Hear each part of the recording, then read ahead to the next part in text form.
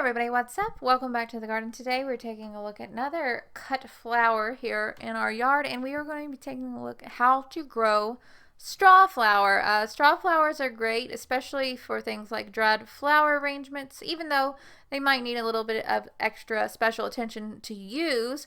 But I really do like them. They get a nice height and there's a nice range of colors. Not to mention that the flower heads are extremely papery and unique and kind of weird, which I kind of like. Like many of the flowers that I grow here in my garden, straw flowers are a cool season hardy annual flower, and all that means is that straw flowers are able to handle a little bit of cold, and sometimes a lot more cold than you would think than some flowers that you can grow. I am here in zone 6B7 in Kentucky, so the first thing I need to do personally is I need to make sure I figure out when I am going to sow these seeds. Sowing these seeds will depend greatly upon where you live, or there are some options.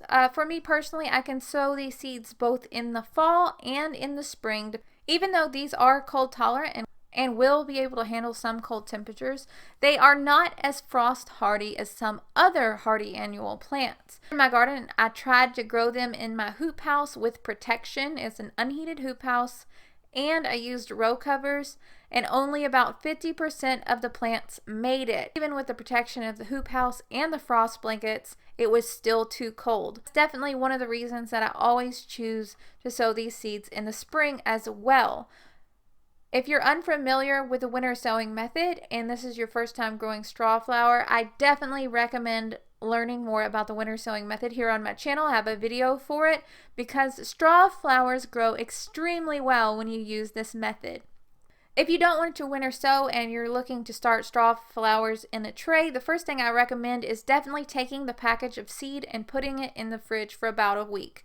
Now, I'm not absolutely certain that this is a necessary step, but I always do this with my straw flower seeds and I always get great germination from them. So I just make sure to do it because I think it really helps. Once I have done that, I'm just going to fill a seed tray with potting soil and lightly surface sow those seeds. I'm going to make sure that they remain adequately moist and that the temperatures are ideal for germination. Usually about 70 degrees Fahrenheit is what I go for, and I have really good success with it.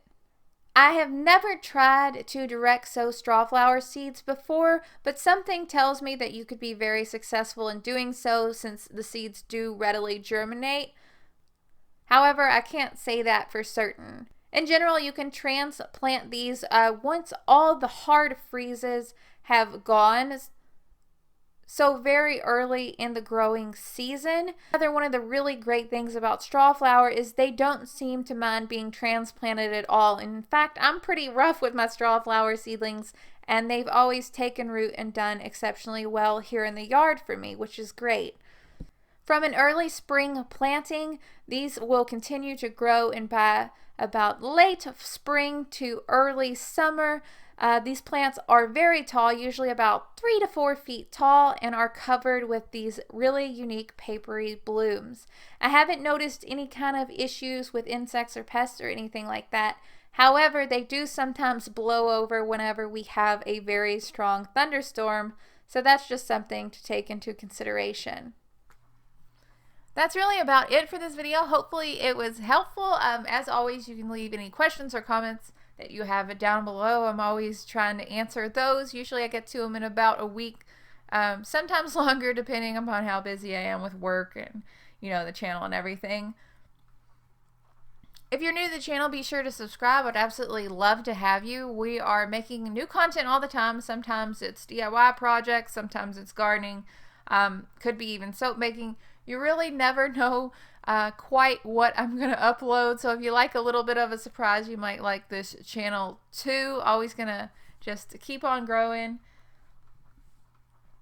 Be sure to tell your friends, hit the little bell icon, all that good stuff. I hope that you guys are having such an amazing day. I will talk to y'all later. Bye, guys.